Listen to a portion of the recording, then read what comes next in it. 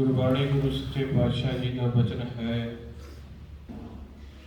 अंतर पूजा थान मुरारा, ज्योति जोत मिलावन हारा। जो आप उच्ची आवाज़ दे विच बोल बोल के सुआस ग्रास गुरमंत्र जप रहे सी। गुरमुख प्यारे पहली स्टेज ते आपां उच्ची बोल के इस करके जपना हुंदा है, जो साडा मन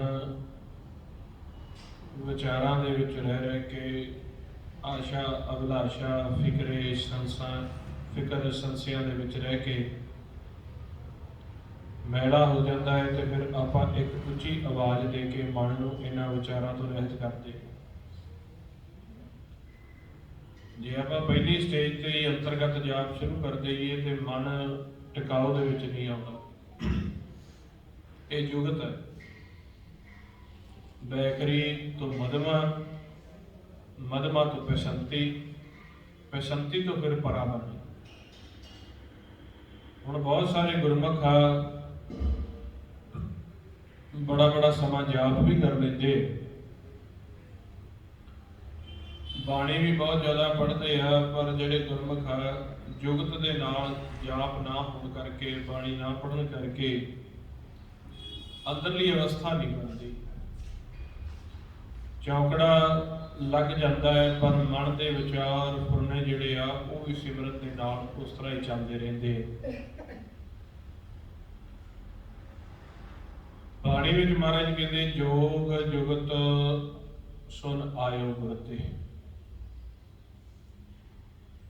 जिन्नी देर तक सानू जोग का मतलब होता है जुड़ना, जुगती का मतलब होता है किस तरीके जुड़ना। जिन्नी देर तक सानू जुड़न का ते जुड़न का तरीका नहीं पता, आपां जो मेहनत करते हैं वो साडी निफल जाती है, साडी मेहनत भी ज़्यादा लगती है, अर्थाई भी नहीं पैंदी। इस करके महाराज सच्चे पातशाह सानू सब तो पहली स्टेज दे विच कहंदे आ, तीखण बाण चलाए नाम प्रभ ते आईए, हरि हाँ महा बिखादी घात पूर्ण गुर पाई। महाराज कहते जिस तरह जंग के मैदान दे विच तिखे बाण चलाए जाते हैं और बड़ी छेती खिच खिच के चलाए जाते हैं, उस तरीके तुसीं गुरु के मंत्र का अभ्यास करना है, बोल बोल के तेज तेज, जिसनों महाराज कहते हैं पापड़िया पिछाड़ बाण सचावा सन कह, गुर मंत्र का चितार नानक दुख न थीवे। इस करके आप पहली स्टेज से जोड़ा अभ्यास करना है, जेडे गुरमुखा ने इस मार्ग के उपर चलना है, जिन्होंने आपके मार्ग की पहचान करनी है, आप बोल बोल के इसकी शुरुआत करनी है। जदों आप बोलते हैं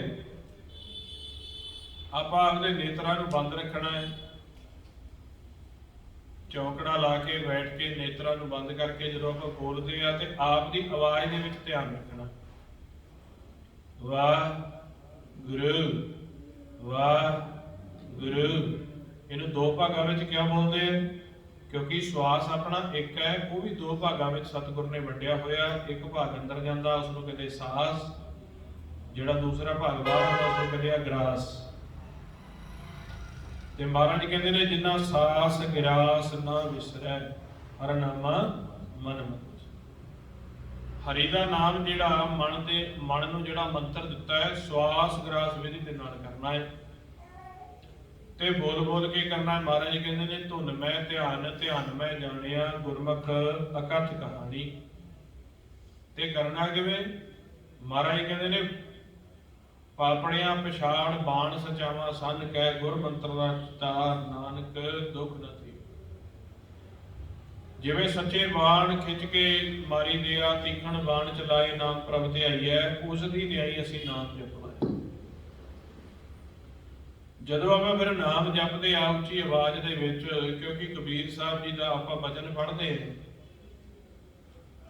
आप देखते हैं कि कबीर साहब जी ने दुनियावी तौर पर कोई बाहर संसारी युद्ध नहीं किया, उन्होंने कोई संसारी तौर पर फौज नहीं तैयार की, पर फिर भी वो आपका वचन करते हैं, गगन दमामा बाजियो ਪਰਿਓ ਨਿਸ਼ਾਨੇ ਕਾਓ ਖੇਤ ਜੋ ਮਾਂਡਿਓ ਸੂਰਮਾ ਅਬ ਜੁਜਨ ਕੋ ਸੂਰਾ ਸੋ ਪਹਿਚਾਨੀਆ ਜੋ ਲੜਾਈ ਦੀਨ ਕੇ ਹੇਤ ਪੁਰਜਾ ਪੁਰਜਾ ਛੱਡ ਘਟ ਮਰੈ ਅਬ ਹੂ ਨਾ ਛੱਡ।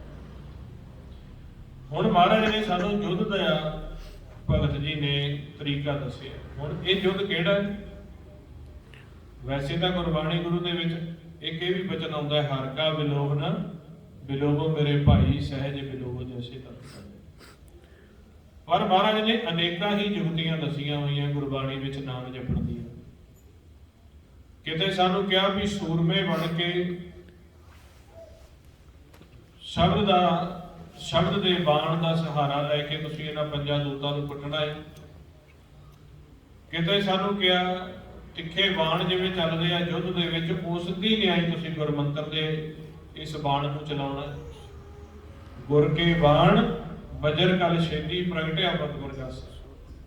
ਤੇ ਕਿਤੇ ਸਾਨੂੰ ਕਹਿੰਦੇ ਆ ਹਰ ਕਾ ਬਿਲੋਭ ਨਾ ਬਿਲੋਭ ਮੇਰੇ ਭਾਈ ਸਹਿਜ ਬਿਲੋਭ ਜੈਸੇ ਤਤ ਨਾ ਜਾਈ। ਐਸੇ ਸਿਮਰਨ ਨੂੰ ਸਹਿਜ ਅਭਿਆਸ ਦੇ ਵਿੱਚ ਕਰਨਾ ਹੈ ਕਿ ਜਿਵੇਂ ਹੌਲੀ ਹੌਲੀ ਦੁੱਧ ਨੂੰ ਗਲੋਇਆ ਜਾਂਦਾ ਹੈ, ਉਹਦੇ ਵਿੱਚੋਂ ਮੱਖਣ ਕੱਢ ਲਿਆ ਜਾਂਦਾ ਹੈ, ਇਸ ਤਰ੍ਹਾਂ ਤੁਸੀਂ ਅਭਿਆਸ ਕਰਨਾ।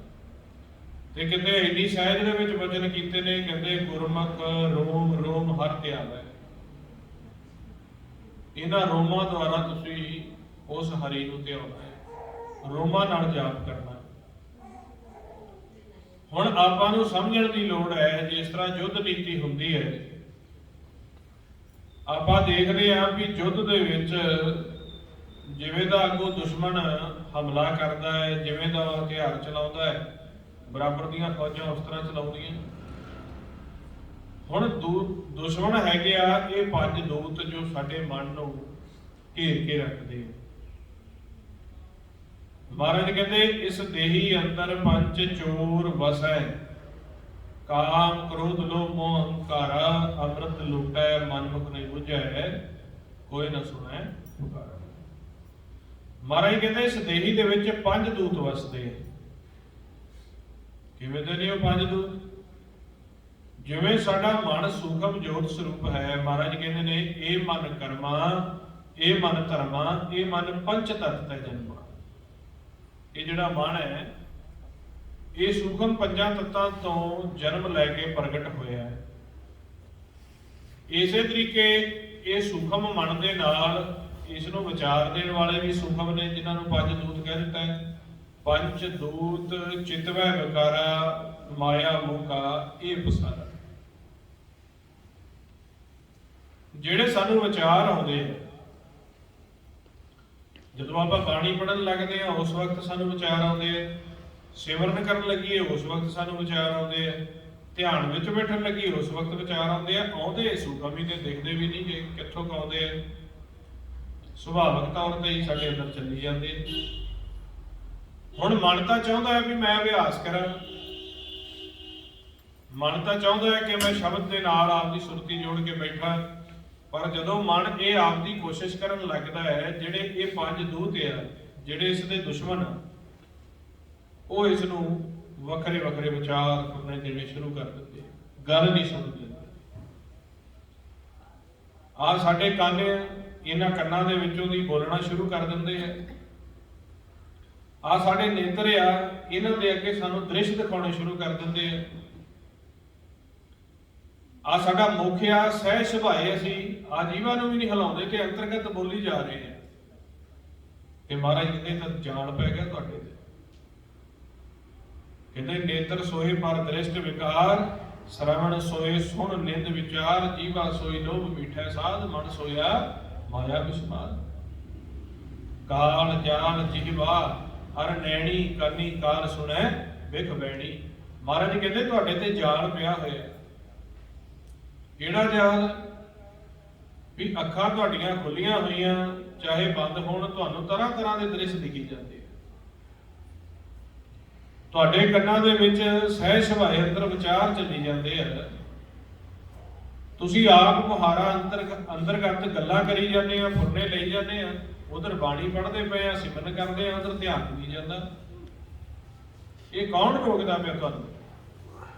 ਮਹਾਰਾਜ ਕਹਿੰਦੇ ਇਸ ਗ੍ਰਹਿ ਮੈਂ ਕੋਈ ਜਾਗਤ ਰਹਿ, ਸਾਬਤ ਵਸਤੂ ਆਪਣੀ ਲਹੈ। ਇਸ ਗ੍ਰਹਿ ਦੇ ਵਿੱਚ ਕੋਈ ਜਾਗਰਤ ਅਵਸਥਾ ਦੇ ਵਿੱਚ ਵੀ ਹੈਗਾ, ਉਹ ਆਤਮ ਰਾਮ ਹੈ, ਪਰਮੇਸ਼ਰ ਆਪ ਹੈ। ਉਸ ਦੀ ਪਹਿਚਾਣ ਨਾ ਹੋਣ ਕਰਕੇ ਅਸੀਂ ਆਪ ਦੇ ਅੰਦਰ ਇਹ ਪੰਜਾਂ ਦੂਤਾਂ ਦੇ ਨਾਲ ਰਲ ਕੇ, ਇਹਨਾਂ ਫੁਰਨਿਆਂ ਦੇ ਨਾਲ ਰਲ ਕੇ ਹਰ ਵਕਤ ਚੱਲਦੇ ਰਹਿੰਦੇ। ਕਦੇ ਸਾਨੂੰ ਕ੍ਰੋਧ ਦਾ ਫੁਰਨਾ ਆ ਜਾਂਦਾ ਹੈ, ਕਦੇ ਸਾਨੂੰ ਆਸ਼ਾ ਦਾ ਫੁਰਨਾ ਆ ਜਾਂਦਾ ਹੈ, ਅਭਿਲਾਸ਼ਾ ਦਾ, ਧਨ ਵਪਾਰ ਦਾ, ਸੰਸੇ, ਫਿਕਰਾਂ, ਇਸ ਤਰ੍ਹਾਂ ਦੇ ਸਾਡੇ ਅੰਦਰ ਵਿਚਾਰ ਚੱਲਦੇ ਰਹਿੰਦੇ ਆ ਹਰ ਵਕਤ। ਤੇ ਮਹਾਰਾਜ ਸੱਚੇ ਪਾਤਸ਼ਾਹ ਕਹਿੰਦੇ ਮਨ ਮੁਖ ਅਤ ਨਾ ਬੋਲਾ ਸ਼ਬਦ ਨਾ ਸੁਣੇ ਬਹੁ ਨੂੰ ਝੋਲਾ। ਜਿਹੜਾ ਮਨਮੁਖ ਹੈ ਉਹ ਅੱਤ ਦਾ ਅੰਨਾ ਬੋਲਾ ਹੋ ਜਾਂਦਾ ਹੈ। ਅੰਨਾ ਕੀ? ਮਹਾਰਾਜ ਸੱਚੇ ਪਾਤਸ਼ਾਹ ਕਹਿੰਦੇ ਘਟ ਘਟ ਮੈਂ ਹਰ ਜੂ ਵਸੈ ਸੰਤਨ ਕਹਿਓ ਪੁਕਾਰ। ਸਾਰੇ ਪਾਸੇ ਪਰਮੇਸ਼ਰ ਦਾ ਨੂਰ ਵਸਦਾ ਹੈ, ਉਸ ਨੂੰ ਦੇਖਦਾ ਨਹੀਂ, ਸਿਰਫ ਜਾਂ ਤਾਂ ਮਾਇਆ ਦੇ ਆਕਾਰ ਦੇਖਦਾ ਹੈ ਤੇ ਜਾਂ ਵਿਚਾਰ ਦੇਖਦਾ ਹੈ। ਮਹਾਰਾਜ ਕਹਿੰਦੇ ਭੁਗਤ ਗਿਆਨ ਦਇਆ ਭੰਡਾਰਨ ਘਟ ਘਟ ਵਾਜੈ ਨਾਦ।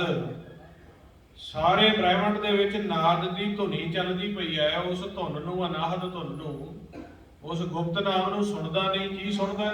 ਫੁਰਨਿਆਂ ਦੀਆਂ ਆਵਾਜ਼ਾਂ, ਨਿੰਦਿਆ ਚੁਗਲੀ ਦੀਆਂ ਆਵਾਜ਼ਾਂ। ਮਹਾਰਾਜ ਕਹਿੰਦੇ ਨੇ ਗੁਪਤਾ ਨਾਮ ਵਰਤਾ ਵਿੱਚ ਕਲਯੁਗ। ਉਹ ਨਾਮ ਜਿਹੜਾ ਹੈ ਉਹ ਗੁਪਤ ਰੂਪ ਦੇ ਵਿੱਚ ਇਸ ਕਲਯੁਗ ਦੇ ਵਿੱਚ ਵਰਤਦਾ ਪਿਆ। ਧੁਨ ਚੱਲਦੀ ਪਈ ਹੈ ਹਰ ਵਕਤ। ਭੁਗਤ ਗਿਆਨ ਦਇਆ ਭੰਡਾਰਨ ਘਟ ਘਟ ਵਾਜੈ ਨਾਦ। ਨਾਦ ਵੱਜਦਾ ਪਿਆ, ਪਰ ਅਸੀਂ ਕਿੱਥੇ ਉਲਝੇ ਹੋਏ। ਨੇਤਰ ਸੋਏ ਪਰ ਦ੍ਰਿਸ਼ਟ ਵਿਕਾਰ, ਸ਼ਰਵਣ ਸੋਏ ਸੁਣ ਨਿੰਦ ਵਿਚਾਰ, ਜੀਵਾ ਸੋਈ ਲੋਭ ਮਿੱਠੇ ਸਾਰ। ਸਾਨੂੰ ਇਹਨਾਂ ਪੰਜਾਂ ਦੀ ਬੰਦੀ ਦੇ ਵਿੱਚੋਂ ਛਡਾਉਣ ਦੇ ਲਈ ਸੱਚੇ ਪਾਤਸ਼ਾਹ ਨੇ ਇਹ ਗਿਆਨ ਪ੍ਰਗਟ ਕੀਤਾ ਹੈ। ਜਿਵੇਂ ਪਿਛਲੇ ਦਿਨੀ ਆਪਾਂ ਬੰਦੀ ਛੋੜ ਸਮਾਗਮ ਮਨਾ ਕੇ ਹਟੇ ਆ, 6ਵੇਂ ਪਾਤਸ਼ਾਹ ਸ੍ਰੀ ਹਰਗੋਬਿੰਦ ਸਾਹਿਬ ਮਹਾਰਾਜ ਸੱਚੇ ਪਾਤਸ਼ਾਹ ਜੀ ਨੇ ਦੁਨਿਆਵੀ ਰੂਪ ਦੇ ਵਿੱਚ 52 ਰਾਜਿਆਂ ਨੂੰ ਆਪ ਦਾ ਪੱਲਾ ਦੇ ਕੇ ਦੁਨਿਆਵੀ ਕਿਲੇ ਦੇ ਵਿੱਚੋਂ ਛਡਾ ਕੇ ਲਿਆਂਦਾ ਸੀਗਾ। ਇਸੇ ਤਰੀਕੇ ਗੁਰਮੁਖ ਪਿਆਰਿਓ ਆਪਣੇ ਮਨ ਨੂੰ ਕਾਲ ਨੇ, ਮਾਇਆ ਨੇ ਕੈਦ ਕੀਤਾ ਹੋਇਆ ਵਿਚਾਰਾਂ ਦੇ ਵਿੱਚ। ਆਪਣੇ ਮਨ ਨੂੰ ਪੰਜਾਂ ਨੇ ਕੈਦ ਕਰ ਲਿਆ, ਬੰਦੀ ਦੇ ਵਿੱਚ ਸੁੱਟ ਦਿੱਤਾ ਹੈ। ਕਿਹੜੀ ਬੰਦੀ ਹੈ? ਕਾਮ ਦੀ ਬੰਦੀ, ਕ੍ਰੋਧ ਦੀ ਬੰਦੀ, ਈਰਖਾ ਨਿੰਦਿਆ ਦ્વੈਸ਼ ਦੀ ਬੰਦੀ। ਸਾਨੂੰ ਸਵਾਏ ਵਿਚਾਰਾਂ ਤੋਂ, ਫੁਰਨਿਆਂ ਤੋਂ, ਫਿਕਰਾਂ ਤੋਂ ਔਰ ਇੱਕ ਦੂਸਰੇ ਦੇ ਨਾਲ ਮੋਹ ਤੋਂ ਵੇਲ ਨਹੀਂ ਮਿਲਦੀ। ਔਰ ਮਹਾਰਾਜ ਸੱਚੇ ਪਾਤਸ਼ਾਹ ਕਹਿੰਦੇ ਜਿਹੜੇ ਸੰਸਾਰ ਦਾ, ਜਿਹੜੇ ਪਰਿਵਾਰ ਦਾ ਇੱਕ ਦੂਸਰੇ ਦਾ ਤੁਸੀਂ ਮੋਹ ਕਰਦੇ ਪਏ ਹੋ, ਤੁਸੀਂ ਪਛਾਣਦੇ ਹੋ ਇਹ ਕੌਣ ਹੈ? ਤੁਸੀਂ ਆਪ ਦੇ ਆਪ ਨੂੰ ਪਛਾਣਦੇ ਹੋ ਵੀ ਤੁਸੀਂ ਕੌਣ ਹੋ, ਕਿੱਥੋਂ ਆਏ ਹੋ? ਜਾਂ ਤੁਹਾਡਾ ਜਿਹੜਾ ਨਾਲ ਮਾਤਾ ਹੈ, ਪਿਤਾ ਹੈ, ਭਾਈ ਹੈ, ਘਰ ਵਾਲੀ, ਘਰ ਵਾਲਾ ਹੈ, ਬੱਚਾ ਹੈ, ਕੌਣ ਹੈ ਇਹ, ਕਿੱਥੋਂ ਆਇਆ? ਤਾਂ ਅਸੀਂ ਦੁਨਿਆਵੀ ਤੌਰ ਤੇ ਤਾਂ ਸਾਰਾ ਪਤਾ ਦੱਸ ਦਿੰਦੇ ਹਾਂ ਵੀ ਇਹ ਇੱਥੋਂ ਦਾ ਵਾਸੀ ਹੈ, ਇਸ ਪਿੰਡ ਦਾ ਵਾਸੀ ਹੈ, ਆਹ ਗੋਤ ਹੈ, ਆਹ ਨਾਮ ਹੈ। ਮਹਾਰਾਜ ਕਹਿੰਦੇ ਅਸੀਂ ਇਸ ਦੇ ਸਰੀਰ ਬਾਰੇ ਨਹੀਂ ਪੁੱਛ ਰਹੇ। ਇਸ ਦਾ ਤਾਂ ਜਿਵੇਂ ਤੁਹਾਨੂੰ ਖਿਆਲ ਆਇਆ, ਖਿਆਲਾਂ ਵਿੱਚ ਇਸ ਦਾ ਨਾਮ ਰੱਖ ਦਿੱਤਾ। ਜਿਵੇਂ ਵਿਚਾਰਾਂ ਦਾ ਵਹਾਅ ਚੱਲਿਆ, ਤੁਸੀਂ ਇਸ ਦਾ ਦੁਨਿਆਵੀ ਤੌਰ ਤੇ ਉਹਨੂੰ ਸਿੱਖਿਆ ਦੇਣੀ, ਭਾਸ਼ਾ ਦੇਣੀ ਸ਼ੁਰੂ ਕਰ ਦਿੱਤੀ। ਜਿਹੜਾ ਇਸ ਸਰੀਰ ਦੇ ਵਿੱਚ ਵਸਦਾ ਹੈ ਉਸ ਦੀ ਗੱਲ ਕਰਦੇ ਆ, ਮਨ ਦੀ ਗੱਲ ਕਰਦੇ ਆ। ਤੁਸੀਂ ਕੌਣ ਹੋ, ਕਿੱਥੋਂ ਆਏ ਹੋ, ਕਿਸ ਤਰ੍ਹਾਂ ਤੁਹਾਨੂੰ ਮਾਨਸ ਜਾਮਾ ਮਿਲਿਆ ਹੈ, ਕਿਸ ਤਰ੍ਹਾਂ ਤੁਹਾਡੇ ਇਸ ਪਰਿਵਾਰਕ ਸੰਯੋਗੀਆਂ ਨੂੰ ਮਾਨਸ ਜਾਮਾ ਮਿਲਿਆ। ਅੱਜ ਜਿਵੇਂ ਹੁਣ ਗੁਰਮੁਖ ਵਿਚਾਰ ਕਰਦੇ ਪਏ ਸੀ, ਕਹਿੰਦੇ ਜਦੋਂ ਸਿਮਰਨ ਕਰਦੇ ਆ, ਸਿਮਰਨ ਕਰਦਿਆਂ ਸਹਿਜ ਦੇ ਵਿੱਚ ਬੈਠਦੇ ਆ, ਇੰਨੇ ਆਕਾਰ ਦਿਖਦੇ ਆ, ਕਦੇ ਇੱਕ ਜਾਨਵਰਾਂ ਦੇ ਆਕਾਰ ਦਿਖਦੇ ਆ, ਸੰਸਾਰ ਦੇ ਆਕਾਰ ਦਿਖਦੇ ਆ, ਤਰ੍ਹਾਂ ਤਰ੍ਹਾਂ ਦੀਆਂ ਸ਼ਕਲਾਂ ਜਿਹੜੀਆਂ ਕਦੇ ਨਹੀਂ ਦੇਖੀਆਂ। ਤੇ ਮਹਾਰਾਜ ਸਾਨੂੰ ਗੁਰਬਾਣੀ ਵਿੱਚ ਕਹਿੰਦੇ ਨੇ ਇਹ ਅਭਿਆਸੀ ਜੀਵਾਂ ਨੂੰ ਮਹਾਰਾਜ ਪ੍ਰੈਕਟੀਕਲ ਕਰਾਉਂਦੇ ਆ। ਮਹਾਰਾਜ ਕਹਿੰਦੇ ਨੇ ਕਈ ਜਨਮ ਭਏ ਕੀਟ ਪਤੰਗਾ, ਕਈ ਜਨਮ ਗਜਮੀਨ ਕੁਰੰਗਾ, ਕਈ ਜਨਮ ਪੰਖੀ ਸਰਪ ਹੋਇਓ, ਕਈ ਜਨਮ ਹੈਦਰ ਬਿਰਖ ਹੋਇਓ। ਪਤਾ ਨਹੀਂ ਅਸੀਂ ਕਿੰਨੇ ਕੁ ਆਕਾਰਾਂ ਦੇ ਵਿੱਚੋਂ ਆਉਨੇ ਆ। ਕਦੇ ਕਿਸੇ ਆਕਾਰ ਵਿੱਚੋਂ ਆਏ ਆ, ਕਦੇ 84 ਲੱਖ ਜੂਨ ਦੇ ਆਕਾਰ ਵਿੱਚੋਂ ਆਏ ਆ, ਕਦੇ ਮਾਨਸ ਦੇ ਆਕਾਰ ਵਿੱਚੋਂ ਆਏ ਆ। ਇਸੇ ਤਰੀਕੇ ਆ ਜਿਹੜਾ ਸਾਡਾ ਪਰਿਵਾਰ ਨਾਲ ਬਣਿਆ, ਇਹ ਵੀ ਸਾਡੇ ਨਾਲ ਚੱਲਦਾ ਪਿਆ। ਇੱਕ ਦੂਸਰੇ ਦੇ ਵਿੱਚ ਧਿਆਨ ਸਾਡਾ ਰੁੱਝਿਆ ਪਿਆ। ਉਹ ਫਿਰ ਜਦੋਂ ਸਾਨੂੰ ਸਿਮਰਨ ਅਸੀਂ ਕਰਦੇ ਆ, ਬਿਰਲੇ ਗੁਰਮੁਖਾਂ ਤੇ ਕਿਰਪਾ ਹੁੰਦੀ, ਸਾਨੂੰ ਪਹਿਲਾਂ ਸਾਡਾ ਆਕਾਰ ਪਿਛੋਕੜ ਦਿਖਾਉਂਦੇ ਆ। ਵੀ ਜਿਸ ਜੀਵਨ ਦਾ, ਜਿਸ ਸਰੀਰ ਦਾ, ਜਿਸ ਸੰਸਾਰ ਦਾ ਤੁਸੀਂ ਮਾਣ ਕਰਦੇ ਪਏ ਹੋ, ਆਪਦੇ ਜੀਵਨ ਨੂੰ ਤੁਸੀਂ ਥਿਰ ਕਰਕੇ ਮੰਨਿਆ ਹੋਇਆ, ਤੁਸੀਂ ਸੋਚਦੇ ਹੈ ਵੀ ਮੇਰੇ ਤੋਂ ਸਿਆਣਾ ਨਹੀਂ ਕੋਈ, ਮੈਂ ਕਮਾਈ ਕਰਨੀ ਹੈ, ਮੈਂ ਪੈਸਾ ਜੋੜਨਾ ਹੈ, ਤੇ ਆਪ ਥੋੜਾ ਜਿਹਾ ਵੇਖਿਓ ਕਿ ਪਿੱਛੇ ਕਿਹੜੇ ਕਿਹੜੇ ਆਕਾਰਾਂ ਵਿੱਚੋਂ ਤੁਸੀਂ ਆਏ, ਕਿੰਨੀਆਂ ਜੂਨਾਂ ਤੁਸੀਂ ਆਕਾਰਾਂ ਪੰਛੀ ਦੀਆਂ ਭੋਗ ਲਈਆਂ, ਕਿੰਨੀਆਂ ਜਾਨਵਰਾਂ ਦੀਆਂ ਭੋਗ ਲਈਆਂ। ਇਹ ਜਿਹੜਾ ਤੁਹਾਡਾ ਮਨ ਹੈ, ਸੂਖਮ ਮਨ, ਜੋਤ ਸਰੂਪੀ ਮਨ ਹੈ, ਇਸ ਦਾ ਸੰਪਰਕ ਕੀਤਾ ਜਾਂਦਾ ਹੈ ਵੱਖਰੇ ਵੱਖਰੇ ਕੱਪੜੇ ਦੇ ਨਾਲ, ਮਾਨਸ ਜਨਮ ਦੇ ਕੱਪੜੇ ਦੇ ਨਾਲ। ਅਸੀਂ ਬਾਹਰ ਦੁਨਿਆਵੀ ਤੌਰ ਤੇ ਤਾਂ ਕਹਿ ਸਕਦੇ ਹਾਂ ਜੀ ਪਤਾ ਨਹੀਂ ਜਨਮ ਹੈ, ਮਰਨ ਹੈ, ਮਰਨ ਤੋਂ ਬਾਅਦ ਕੀ ਹੁੰਦਾ ਹੈ ਕਿ ਨਹੀਂ ਹੁੰਦਾ, ਪਰ ਇਹ ਸਾਰੇ ਸਵਾਲਾਂ ਦਾ ਜਵਾਬ ਸਾਨੂੰ ਗੁਰਬਾਣੀ ਗੁਰੂ ਦੇ ਵਿੱਚ ਮਿਲਦਾ। ਜੇ ਆਪਾਂ ਗੁਰਬਾਣੀ ਗੁਰੂ ਦੀ ਖੋਜ ਕਰਾਂਗੇ ਤੇ ਗੁਰਬਾਣੀ ਦਾ ਗੁਰਬਾਣੀ ਗੁਰੂ ਜਿਹੜੀ ਕਹਾਣੀ ਸੁਣਾਉਂਦੇ ਆ ਨਾ, ਉਹ ਇਸ ਜਨਮ ਦੀ ਨਹੀਂ ਸੁਣਾ ਰਹੇ, ਇਸ ਜਨਮ ਤੋਂ ਬਾਅਦ ਦੀ ਹੀ ਸੁਣਾ ਰਹੇ ਆ, ਸ਼ੁਰੂ ਹੀ ਉੱਥੋਂ ਕਰਦੇ ਆ। ਮਹਾਰਾਜ ਕਹਿੰਦੇ ਆ ਪਾਪੀ ਕਰਮ ਕਮਾਵਦੇ ਕਰਦੇ, ਹਾਏ ਹਾਏ ਨਾਨਕ ਜਿਉ ਮਥਨ ਮਦਾਨੀਆਂ ਤਿਉ ਮਥੈ ਤਰਨਾ। ਤਿਤ ਸਰਵਰੜੇ ਭਈਲੇ ਨਿਵਾਸਾ, ਪਾਣੀ ਪਾਵਕ ਤਿਨੈ ਕੀਆ, ਪੰਕਜ ਮੋਹ ਪਗ ਨਹੀਂ ਚਾਲੇ, ਹਮ ਦੇਖਾ ਤੈ ਡੂਬੀਲੇ। ਮਹਾਰਾਜ ਕਹਿੰਦੇ ਜਿਹੜੇ ਨਾਮ ਨੂੰ ਵਿਸਾਰ ਕੇ ਅਨਾਹਦ ਸੱਚ ਦੀ ਖੋਜ ਨਹੀਂ ਕਰਦੇ, ਆਪਦੇ ਜੀਵਨ ਦੇ, ਆਪਦੇ ਮਨ ਦੇ ਸਰੂਪ ਦੀ ਖੋਜ ਨਹੀਂ ਕਰਦੇ। ਬਹੁਤ ਥੋੜੇ ਸਮੇਂ ਲਈ ਆਪਾਂ ਨੂੰ ਸਰੀਰ ਮਿਲਿਆ ਤੇ ਇਹ ਵੀ ਨਹੀਂ ਪਤਾ ਕਿੰਨਾ ਕੁ ਹੈ, ਨਾ ਬਾਲਕ ਅਵਸਥਾ 'ਚ ਪਤਾ ਜਾਣਾ ਕਿ ਜੋਬਨ 'ਚ ਜਾਣਾ, ਨਾ ਬੁਢੇਪੇ ਦੀ ਅਵਸਥਾ ਦੇ ਵਿੱਚ ਸਾਨੂੰ ਪਤਾ ਹੈ। ਇਸ ਨੂੰ ਆਪਾਂ ਇੰਨਾ ਥਿਰ ਮੰਨ ਲੈਂਦੇ ਹਾਂ, ਤੇ ਹਾਲਾਂਕਿ ਆਪਾਂ ਦੇਖਦੇ ਹਾਂ ਕਿ ਸਾਡੇ ਆਸ-ਪਾਸ ਸਾਡੇ ਮਾਂ-ਬਾਪ, ਦਾਦੇ, ਵੱਡੇ ਬਜ਼ੁਰਗ ਸਾਡੇ ਸਾਹਮਣੇ ਛੱਡ ਕੇ ਜਾ ਰਹੇ ਆ ਇਸ ਸਰੀਰ ਨੂੰ, ਪਰ ਆਪਾਂ ਮੌਤ ਨੂੰ ਅਜੇ ਤੱਕ ਸੱਚ ਨਹੀਂ ਮੰਨਿਆ। ਆਪਾਂ ਜਨਮ ਨੂੰ ਸੱਚ ਕਰਕੇ ਮੰਨਿਆ, ਤਾਂ ਹੀ ਆਪਾਂ ਕੋਟ ਮਹਿਲ ਉਸਾਰਦੇ ਆ ਵੀ ਮੈਂ ਰਹਿਣਾ ਹੈ। ਤੇ ਜੇ ਸੱਚਾਈ ਪਤਾ ਹੋਵੇ ਵੀ ਮੈਂ ਨਹੀਂ ਰਹਿਣਾ, ਇਸ ਤਰ੍ਹਾਂ ਨਹੀਂ ਆਪਾਂ ਜ਼ਿੰਦਗੀ ਜਿਉਂਦੇ ਵੀ ਮੈਂ ਨਹੀਂ ਰਹਿਣਾ, ਆਪਾਂ ਜਿਉਂਦੇ ਆ ਮੈਂ ਰਹਿਣਾ। ਰਹਿਣ ਦੇ ਆਧਾਰ ਦੇ ਉੱਤੇ ਆਪਾਂ ਸੰਸਾਰ ਵਿੱਚ ਜਿਉਂਦੇ। ਹੁਣ ਜੋ ਜੀਵ ਸਚਾਈ ਨੂੰ ਨਹੀਂ ਮੰਨਦਾ ਉਹ ਤਾਂ ਧੋਖਾ ਖਾਏਗਾ ਇੱਕ ਦਿਨ। ਇੱਕ ਕਾਰ ਹੈ, ਕਾਰ ਦੇ ਵਿੱਚ ਤੁਸੀਂ ਉਸਦੇ ਪੈਟਰੋਲ ਜਾਂ ਡੀਜ਼ਲ ਦੀ ਉਸਦੀ ਟੈਂਕੀ ਫੁੱਲ ਕਰਵਾ ਦਿੱਤੀ, ਨਾਲ ਹਦਾਇਤ ਦੇ ਦਿੱਤੀ ਵੀ ਇੱਕ ਟੈਂਕ ਫੁੱਲ ਕਰਾਉਣ ਦੇ ਨਾਲ 800 ਕਿਲੋਮੀਟਰ ਚੱਲਦੀ ਹੈ, ਓਨਾ ਹੀ ਸਫ਼ਰ ਕਰੀ ਤੇ ਵਾਪਸ ਆ ਜਾਵੀਂ ਇੰਨੇ ਤੇਲ ਦੇ ਵਿੱਚ ਘਰ। ਹੁਣ ਸਾਨੂੰ ਇਹ ਆ ਵੀ ਲੰਬਾ ਤਾਂ ਜਿੰਨਾ ਮਰਜ਼ੀ ਲੈ ਜਾਈਏ, ਪਰ ਤੇਲ ਬਚਦਾ ਕਰ ਲਈਏ, ਅੱਧ ਤੋਂ ਜ਼ਿਆਦਾ ਨਾ ਲੰਬਾ ਲੈ ਕੇ ਜਾਈਏ, ਕਿਉਂਕਿ ਵਾਪਸ ਘਰ ਵੀ ਜਾਣਾ। ਜੇ ਘਰੋਂ 400 ਕਿਲੋਮੀਟਰ ਚਲੇ ਜਾਵਾਂਗੇ ਤੇ 400 ਪੁੱਠਾ ਮੁੜਨ ਜੋਗਾ ਹੋਣਾ ਚਾਹੀਦਾ ਹੈ, ਤੇ ਜੇ ਘਰੋਂ ਦੂਰੀ ਇੰਨੀ ਤੈਅ ਕਰ ਲਈ 600-700 ਕਿਲੋਮੀਟਰ, ਵਾਪਸ ਕਿਵੇਂ ਜਾਵਾਂਗੇ? ਜਾਂ ਤਾਂ ਕੁਛ ਨਹੀਂ ਹੁੰਦਾ, ਉਹਨਾਂ ਨੇ ਤਾਂ ਕਹਿਣਾ ਹੀ ਸੀ ਦੱਬੀ ਚੱਲ, ਨਹੀਂ ਖਤਮ ਹੁੰਦਾ, ਉਹ ਤਾਂ ਅਸੀਂ ਆਪਦੇ ਮਨ ਨੂੰ ਝੂਠਾ ਪ੍ਰਭਾਸਾ ਦੇ ਲਿਆ। ਇਸੇ ਤਰੀਕੇ ਮਹਾਰਾਜ ਕਹਿੰਦੇ ਗਿਣ ਘਰ ਹੈ ਸਭ ਦਿਵਸ, ਸਾਸ ਨੈ ਵੱਢਣ ਨੈ ਕੱਟਣ ਤਿਲ ਸਾਰ। ਗਿਣ ਕੇ ਸਵਾਸ ਪਾਏ ਸਤਿਗੁਰ ਨੇ, ਸਾਨੂੰ ਹੁਕਮ ਕੀਤਾ ਵੀ ਇਹ ਨਾ ਵਧਨੇ ਆ ਨਾ ਘਟਨੇ ਆ, ਤੇ ਇੰਨੇ ਜਿੰਨੀ ਸਵਾਸਾਂ ਦੀ ਕੀਤੀ ਦਿੱਤੀ, ਵਾਪਸ ਘਰ ਆਉਣਾ ਹੈ।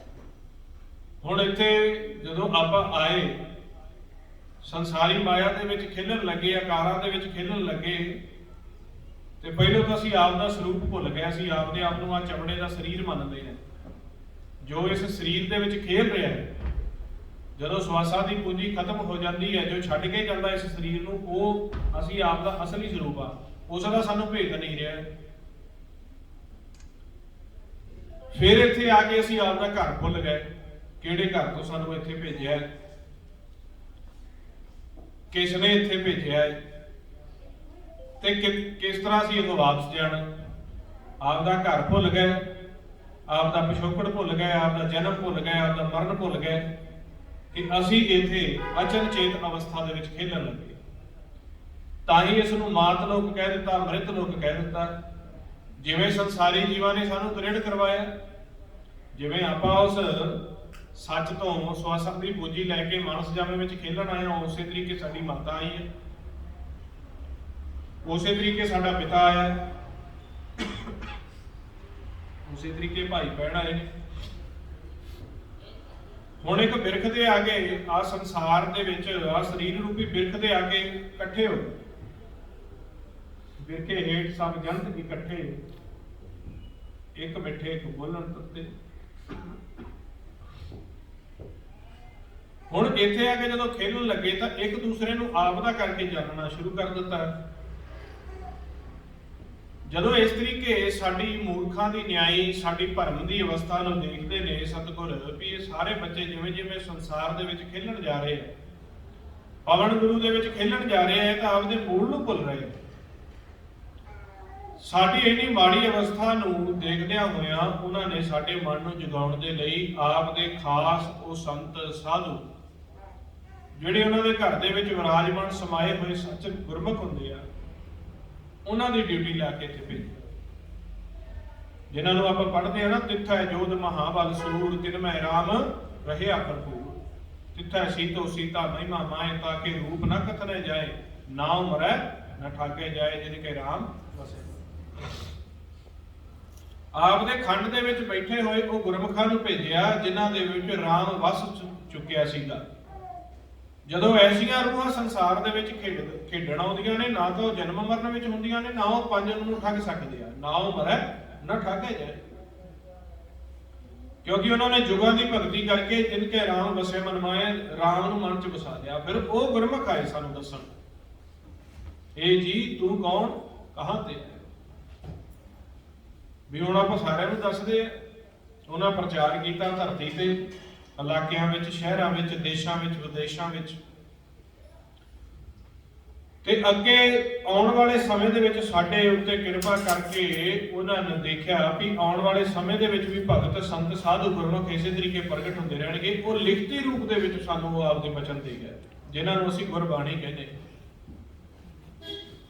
ਗੁਰਬਾਣੀ ਇਸ ਜਗ ਮੈਂ ਚਾਨਣ ਕਰਮ ਵਸੈ ਮਨ ਆਏ। ਇਹ ਸੱਚੇ ਕਰਮਾਂ ਦੇ ਨਾਲ ਮਨ ਦੇ ਵਿੱਚ ਵਸਦੀ ਹੈ, ਝੂਠੇ ਕਰਮਾਂ ਦੇ ਨਾਲ ਨਹੀਂ ਬਾਣੀ ਮਨ ਦੇ ਵਿੱਚ ਵਸਦੀ। ਨਿੰਦਿਆ ਚੁਗਲੀ ਕਰਦੇ ਰਹੀਏ, ਕੂੜ ਕਪਟ ਕਰਦੇ ਰਹੀਏ ਤੇ ਉਧਰੋਂ ਗੁਰਬਾਣੀ ਵੀ ਪੜ੍ਹ ਲਈਏ ਤੇ ਕਹੀਏ ਗੁਰਬਾਣੀ ਮਨ 'ਚ ਵਸ ਜਾਵੇਗੀ, ਨਹੀਂ। ਜੇਕਰ ਗੁਰਬਾਣੀ ਦੇ ਭਾਵ ਨੂੰ ਸਮਝਣਾ ਹੈ ਤੇ ਨਾਲ ਸ਼ਬਦ ਦੀ ਕਮਾਈ ਕਰਨੀ ਪਏਗੀ। ਸਾਧ ਸੰਗਤ ਦੇ ਵਿੱਚ ਜਾ ਕੇ ਬੈਠ ਕੇ ਘਾਲਣਾ ਘਾਲਣੀ ਪਏਗੀ। ਸਤ ਸੰਗਤ ਦੇ ਵਿੱਚ, ਸੰਤ ਸੰਗਤ ਦੇ ਵਿੱਚ ਭਗਤਾਂ ਦਾ ਸੰਗ ਕਰਕੇ ਸੱਚੇ ਪਾਤਸ਼ਾਹ ਕਹਿੰਦੇ ਫਿਰ ਤੁਹਾਨੂੰ ਇਹਨਾਂ ਬਚਨਾਂ ਦਾ ਪਤਾ ਲੱਗੇਗਾ। ਹੁਣ ਸਾਨੂੰ ਦੱਸਦੇ ਆ ਵੀ ਪਤਾ ਨਹੀਂ ਤੁਸੀਂ ਕਿੰਨੇ ਕੁ ਮੁੱਦਤ ਤੋਂ ਚੱਲੇ ਹੋਏ ਹੋ, ਵੱਖ-ਵੱਖ ਆਕਾਰਾਂ ਦੇ ਵਿੱਚ, ਵੱਖ-ਵੱਖ ਜੂਨਾਂ ਦੇ ਵਿੱਚੋਂ ਦੀ ਹੁੰਦੇ ਹੋਏ ਇਸ ਸੰਸਾਰ ਦੇ ਵਿੱਚ ਪਹੁੰਚੇ। ਪਹਿਲੀ ਗੱਲ ਤਾਂ ਤੁਹਾਡੇ ਬੜੇ ਵੱਡੇ ਭਾਗ ਨੇ, ਤੁਹਾਨੂੰ ਮਾਨਸ ਰੂਪੀ ਰਤਨ ਜਿਹੜਾ ਜਨਮ ਹੈ ਇਹ ਬਖਸ਼ਿਸ਼ ਕੀਤਾ ਹੈ। ਜਨਮ ਰਤਨ ਜਿਨੀ ਖਟਿਆ ਭਲੇ ਸੇ ਬਣ ਜਾਏ। ਦੂਸਰੀ ਤੁਹਾਡੇ ਉੱਤੇ ਹੁਣ ਕਿਰਪਾ ਕੀਤੀ ਹੈ ਕਿ ਤੁਹਾਨੂੰ ਸਤ ਸੰਗਤ ਦਾ ਉਹ ਜਹਾਜ਼ ਬਖਸ਼ ਦਿੱਤਾ ਹੈ ਕਿ ਜਿਸ ਦੀ ਅਗਵਾਈ ਆਪ ਧੰਨ ਧੰਨ ਸਾਹਿਬ ਸ੍ਰੀ ਗੁਰੂ ਗ੍ਰੰਥ ਸਾਹਿਬ ਮਹਾਰਾਜ ਜੀ ਕਰ ਰਹੇ। ਸੰਗਤ ਵੀ ਐਸੀ ਬਖਸ਼ੀ ਹੈ, ਗੁਰੂ ਨਾਨਕ ਦੇ ਘਰ ਦੀ ਸੰਗਤ ਬਖਸ਼ ਦਿੱਤੀ ਹੈ, ਜਿੱਥੇ ਇਲਾਹੀ ਖਜ਼ਾਨਾ ਡਾਇਰੈਕਟ ਸਾਨੂੰ ਇਸ ਮਾਤ ਲੋਕ ਦੇ ਵਿੱਚੋਂ ਸੱਚ ਦੇ ਨਾਲ ਮਿਲਾਪ ਕਰਾਉਣ ਦੇ ਲਈ ਸਮਰੱਥ ਹੈ। ਹੁਣ ਸੱਚੇ ਪਾਤਸ਼ਾਹ ਸਾਨੂੰ ਕਹਿੰਦੇ ਨੇ ਇੰਨਾ ਵੱਡੇ ਭਾਗ ਹੋਣ, ਵੱਡਾ ਮਾਨਸ ਜਾਮਾ, ਰਤਨ ਰੂਪੀ ਮਾਨਸ ਜਾਮਾ ਦੇ ਦਿੱਤਾ, ਗੁਰਬਾਣੀ ਦਾ ਸਹਾਰਾ ਦੇ ਦਿੱਤਾ, ਤੇ ਫਿਰ ਹੁਣ ਸਾਰੇ ਇਸੇ ਤਰੀਕੇ ਵਿਰਲੇ ਵਿਰਲੇ ਗੁਰਮੁਖਾਂ ਨੂੰ ਹੁਣ ਸਾਨੂੰ ਇਕੱਠਾ ਕਰ ਦਿੱਤਾ ਹੈ। ਤੇ ਆਪਾਂ ਅੱਜ ਤੱਕ ਭਗਤੀ ਵੀ ਕਰਦੇ ਰਹੇ ਹਾਂ, ਜਪ ਤਪ ਵੀ ਕਰਦੇ ਰਹੇ ਹਾਂ, ਪਰ ਸਾਨੂੰ ਕਿਸੇ ਅੰਦਰ ਦੀ ਖੋਜ ਨਹੀਂ ਦੱਸੀ। ਜਾਂ ਤਾਂ ਬਾਹਰ ਇਤਿਹਾਸ ਦੀਆਂ ਕਹਾਣੀਆਂ ਸੁਣ ਲਈਆਂ ਜਾਂ ਚਮਤਕਾਰੀ ਕਹਾਣੀਆਂ ਸੁਣ ਲਈਆਂ, ਪਰ ਨਾ ਸਾਨੂੰ ਕਿਸੇ ਤਰੀਕਾ ਦੱਸਿਆ ਮਿਲਾਪ ਕਿਵੇਂ ਹੋਣਾ ਹੈ। ਹੁਣ ਗੁਰਬਾਣੀ ਗੁਰੂ ਦੇ ਵਿੱਚੋਂ ਮਹਾਰਾਜ ਜੀ ਕਹਿੰਦੇ ਨੇ ਐਸਾ ਕਰੋ ਵਿਚਾਰ ਗਿਆਨੀ ਜਾਤੇ ਪਾਈਐ ਪਦ ਨਿਰਵਾਣੀ। ਹੁਣ ਵਿਚਾਰ ਐਸੀ ਕਰਕੇ ਸੁਣਾਉਣੀ ਹੈ ਦੂਸਰਿਆਂ ਨੂੰ, ਜਿਵੇਂ ਇੱਕ ਇਤਿਹਾਸ ਦੀ ਵਿਚਾਰ ਹੁੰਦੀ ਹੈ, ਉਹਦੇ ਵਿੱਚ ਜੰਗਾਂ ਯੁੱਧਾਂ ਦਾ ਵਰਣਨ ਦੱਸਿਆ ਜਾਂਦਾ ਹੈ ਜਾਂ ਕੋਈ ਯੋਧਿਆਂ ਦਾ ਵਰਣਨ ਕੀਤਾ ਜਾਂਦਾ। ਇੱਕ ਚਮਤਕਾਰੀ ਕਹਾਣੀਆਂ ਹੁੰਦੀਆਂ ਨੇ ਜਿਸ ਦੇ ਵਿੱਚ ਰਿੱਧ ਸਿੱਧ ਦਾ ਵਰਣਨ ਕੀਤਾ ਜਾਂਦਾ ਹੈ। ਮਹਾਰਾਜ ਕਹਿੰਦੇ ਐਸਾ ਕਰੋ ਵਿਚਾਰ ਗਿਆਨੀ ਜਾਤੇ ਪਾਈਐ ਪਦ ਨਿਰਵਾਣੀ। ਐਸੀ ਵਿਚਾਰ ਕਰਕੇ ਸੁਣਾਓ ਵੀ ਜਿਸ ਦੇ ਨਾਲ ਹੁਣ ਮਿਲਾਪ ਹੋ।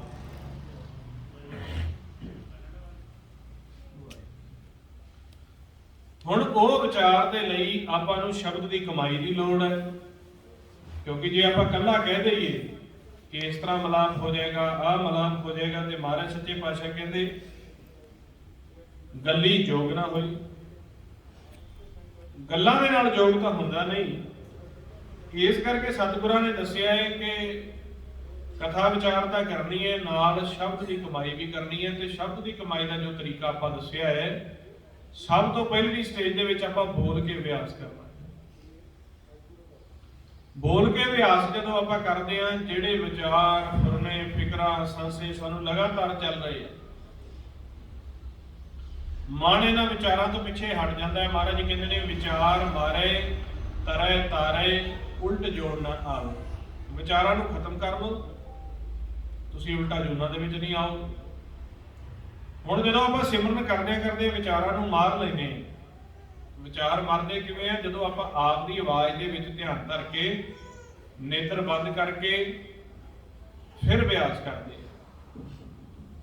ਅੱਖਾਂ ਬੰਦ, ਧਿਆਨ ਸਾਹਮਣੇ, ਉਧਰੋਂ ਬੋਲਦਿਆਂ ਜਾਣਾ ਵਾਹਿਗੁਰੂ ਵਾਹਿਗੁਰੂ, ਇਸ ਤਰ੍ਹਾਂ ਬੋਲਦੇ ਜਾਣਾ।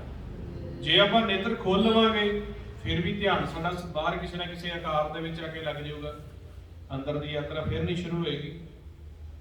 ਕਈ ਵਾਰੀ ਆਪਾਂ ਗਿਆਨਤਾ ਵਸ ਜੀਵ ਕਹਿ ਦਿੰਦੇ ਆ ਵੀ ਆ ਇੱਥੇ ਮੱਥੇ ਤੇ ਧਿਆਨ ਲਾ ਲਓ, ਉੱਪਰ ਧਿਆਨ ਲਾ ਲਓ, ਉਹ ਵੀ ਸਾਡਾ ਸਰੀਰ ਦੇ ਵਿੱਚ ਕਿਸੇ ਨਾ ਕਿਸੇ ਨਾੜੀ ਉੱਪਰ ਧਿਆਨ ਲੱਗ ਜਾਂਦਾ ਹੈ, ਫਿਰ ਕੋਈ ਨਾ ਕੋਈ ਸਾਡੇ ਸਰੀਰ ਦੇ ਉੱਪਰ ਰੁਕਾਵਟ ਆ ਜਾਂਦੀ ਹੈ। ਮਹਾਰਾਜ ਕਹਿੰਦੇ ਨੇ ਧੁਨ ਮੈਂ ਧਿਆਨ, ਧਿਆਨ ਮੈਂ ਜਾਣਿਆ। ਆਪ ਦੀ ਆਵਾਜ਼ ਨੂੰ ਸੁਣਦਿਆਂ ਹੋਇਆਂ ਅੱਖਾਂ ਬੰਦ, ਔਰ ਅੱਖਾਂ ਦੇ ਸਾਹਮਣੇ ਜੋ ਕੁਝ ਵੀ ਨਹੀਂ ਦਿਖਦਾ, ਜਿਸ ਨੂੰ ਗੁਰਬਾਣੀ ਵਿੱਚ ਸੁੰਨ ਕਿਹਾ, ਉਸ ਬਲੈਂਕ, ਉਸ ਸੁੰਨ ਸ਼ੂਨਿਆ ਅਵਸਥਾ ਦੇ ਵਿੱਚ ਆਪਾਂ ਧਿਆਨ ਰੱਖਿਆ। ਮਹਾਰਾਜ ਕਹਿੰਦੇ ਨੇ ਸੁੰਨ ਸਮਾਦ ਅਨਹਤ ਤੈਨਾਤ। ਜਦੋਂ ਸੁੰਨ ਦੇ ਵਿੱਚ ਸਮਾਧੀ ਲਾਉਣੀ ਆਪਾਂ ਸਿੱਖ ਗਏ, ਉੱਥੋਂ ਅਨਹਤ ਨਾਦ ਪ੍ਰਗਟ ਹੋਣਾ। ਮਹਾਰਾਜ ਕਹਿੰਦੇ ਸੁੰਨ ਮੰਡਲ ਇੱਕ ਜੋਗੀ ਵੈਸੇ, ਨਾਰ ਨਾ ਪੁਰਖ ਕਹੋ ਕੋ ਕੈਸੇ। ਮਹਾਰਾਜ ਕਹਿੰਦੇ ਅਗਮ ਅਗੋਚਰ ਪਾਰ ਬ੍ਰਹਮ ਮਿਲ ਸਾਧੂ ਅਕਥ ਕਥਾਇਆ ਥਾ, ਅਨਹਦ ਸ਼ਬਦ ਦਸਵੇਂ ਦਵਾਰ ਵਜਿਓ ਤਹ ਅੰਮ੍ਰਿਤ ਨਾਮ ਚੋਕਿਆ। ਜਿਹੜੀ ਸੁਰ ਮੰਡਲ ਦੀ ਅਵਸਥਾ ਦੇ ਵਿੱਚ ਜਾ ਕੇ ਮਨ ਬੈਠਦਾ ਹੈ, ਵਿਚਾਰਾਂ ਤੋਂ ਰਹਿਤ ਹੋ ਕੇ, ਉਸ ਅਵਸਥਾ ਦੇ ਵਿੱਚ ਜਾ ਕੇ ਉਹ ਅਨਾਹਦ ਨਾਦ, ਉਹ ਸ਼ਬਦ ਵੱਜਦਾ ਹੈ। ਹੁਣ ਜੇ ਇਕੱਲਾ ਆਪਾਂ ਵਾਹਿਗੁਰੂ ਵਾਹਿਗੁਰੂ ਦਾ ਅਭਿਆਸ ਕਰਦੇ ਰਹੇ, ਬੋਲ ਬੋਲ ਕੇ ਆਪਾਂ ਜ਼ੋਰ ਲਾ ਲਿਆ, ਫਿਰ ਉੱਠ ਗਏ, ਫਿਰ ਅਭਿਆਸ ਕਰ ਲਿਆ, ਬਾਣੀ ਪੜ੍ਹ ਲਈ, ਪਰ ਜੇ ਆਪਾਂ ਸੁਣਨ ਦੇ ਵਿੱਚ ਨਾ ਬੈਠੇ, ਵਿਚਾਰਾਂ ਤੋਂ ਰਹਿਤ ਅਵਸਥਾ ਦੇ ਵਿੱਚ ਨਾ ਬੈਠੇ, ਫਿਰ ਵੀ ਗੁਰਮਤਿ ਪਿਆਰਿਓ ਰਸਤਾ ਅੱਗੇ ਨਹੀਂ ਚੱਲਦਾ। ਅਭਿਆਸ ਤਾਂ ਆਪਾਂ ਕਰਨਾ ਹੀ ਹੈ। ਅਭਿਆਸ ਕਰਨ ਤੋਂ ਬਾਅਦ ਜਦੋਂ ਸਾਡੇ ਵਿਚਾਰ ਰੁਕ ਜਾਂਦੇ ਆ, ਫਿਰ ਵਿਚਾਰ ਰੁਕਣ ਤੇ ਅਸੀਂ ਸਹਿਜ ਅਵਸਥਾ ਦੇ ਵਿੱਚ ਜ਼ਰੂਰ ਬੈਠਣਾ।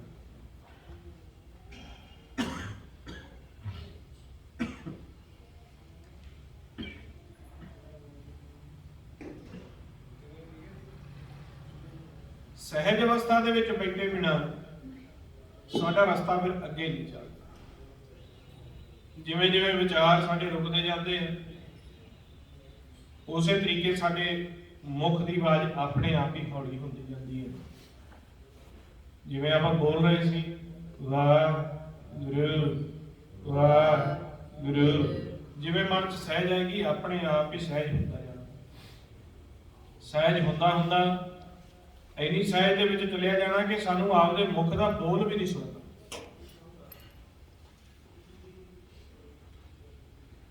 ਅਸੀਂ ਆਪਦੇ ਮੁਖ ਦੀ ਆਵਾਜ਼ ਨੂੰ ਸਿਰਫ